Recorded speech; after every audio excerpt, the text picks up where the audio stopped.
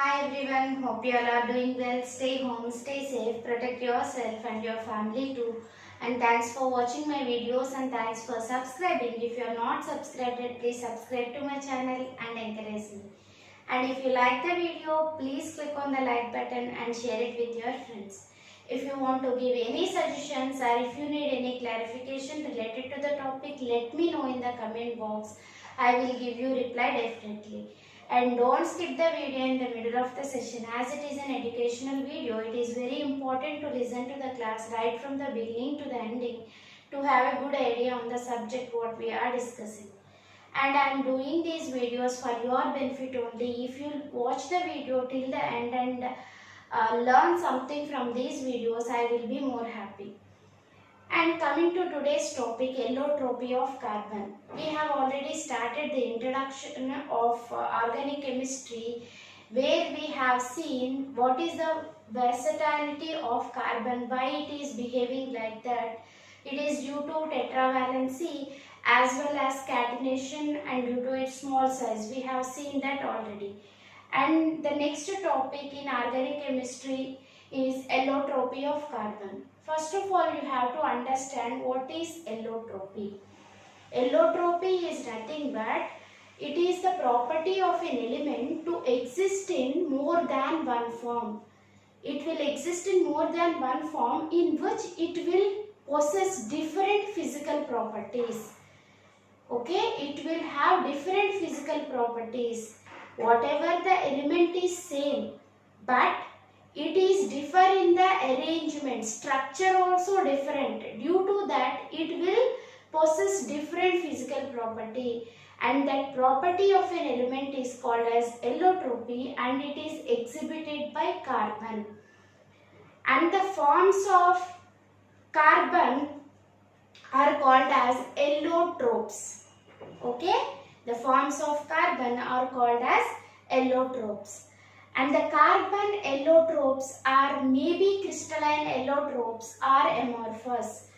Crystalline means crystals are nothing but the uniform structures, and if it is having the crystalline structure, it come under crystalline allotrope, and it is amorphous. Not crystalline means it will be shiny and amorphous not shiny. You can remember like that.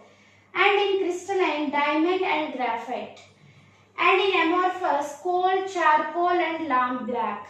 These are some of the allotropes of carbon. And C60 allotrope of carbon, which is prepared artificially. It is a man-made carbon fiber. C60 is its composition, and name is Buckminster fullerene. We will now see the features and the physical properties of diamond and graphite. Now we will see the physical properties of diamond and graphite. And we have seen that these two are the main important crystalline allotropes of carbon. Okay, they are shiny. And what is the arrangement of carbon atoms in case of diamond? You know, valency of carbon is 4. In diamond, carbon is attached to other 4 carbon atoms. The arrangement is tetrahedral, and these tetrahedral units are combined indefinitely to form a 3-dimensional octahedral structure. Okay, carbon valency is 4. It is attached to 4 other carbon atoms by covalent bonds.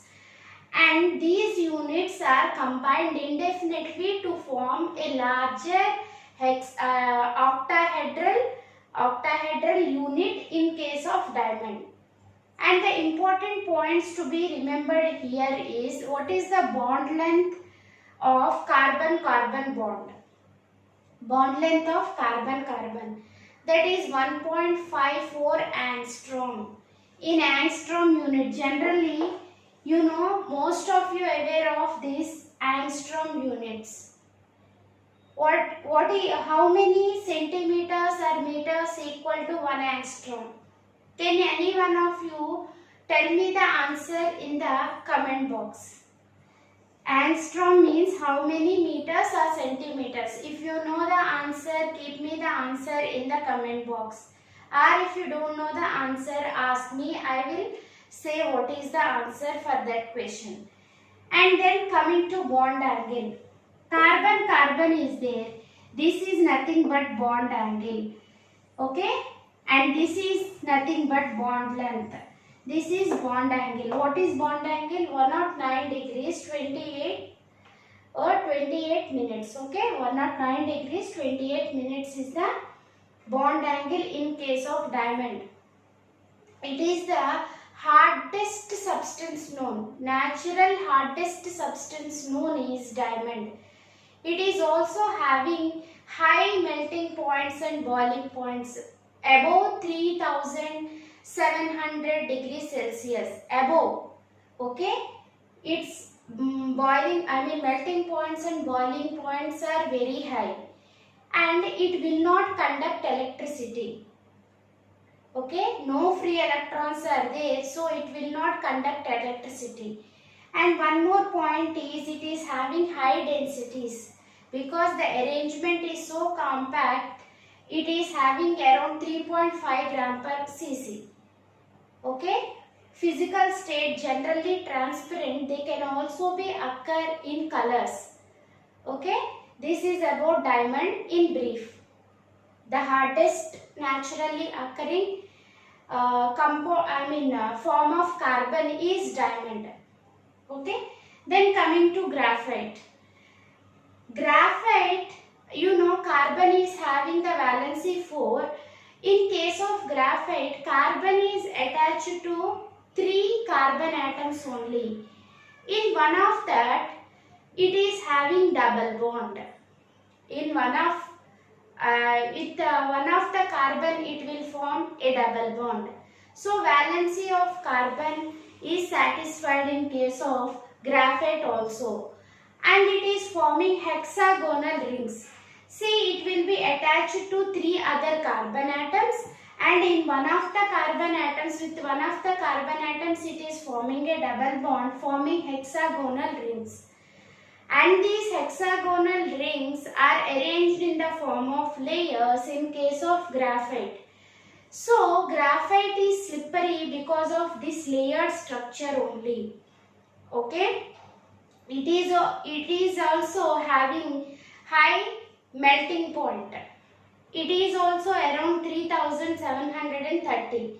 Okay? But the melting point of diamond is more when compared to graphite. It is more than 3700, 3800, 900. The range is more than this graphite. And coming to the bond length, Cc bond length in case of graphite, it is 1.42 angstrom. Cc bond length in case of graphite is 1.42 angstrom, and bond angle in case of graphite is Cc bond angle is 120 degrees. Okay, 120 degrees. It is grey crystalline solid. It is grey color, crystalline solid. It will conduct electricity because of the presence of free electron. Because of the presence of free electron, graphite is conductor. Usually non-metals are non-conductors, but graphite is good conductor of electricity because of the presence of free electron. Okay, these are the most important points. Density is also more, around 2.25 gram per cc. Okay, roughly you can remember. But the density of diamond is more when compared to graphite. In a comparative manner, if you remember, it is easy for you. Okay? And diamond is so shiny because of the phenomenon of total internal reflection. Okay? Total internal reflection. That is the reason why diamond is so shiny. And it is having more refractive index also. And these are some of the features related to diamond and graphite. One more allotropic form of carbon, that is C60 or Buckminster fullerene, that is that is man-made artificial carbon fiber. It is having wide range of applications. We haven't discussed the applications of this. We have seen so far only the physical properties of diamond and graphite. Okay. In C60, it is just like a football. The arrangement of carbons in C60 or Buckminster Fullerene resembles that of a football. Okay. That is the thing about Buckminster Fullerene, and these are the most important allotropes of carbon that we have to learn and we have to study. Bond lengths and bond angles are very much important, and as well as they may ask melting points also. And this is all for today. Hope you have enjoyed learning this.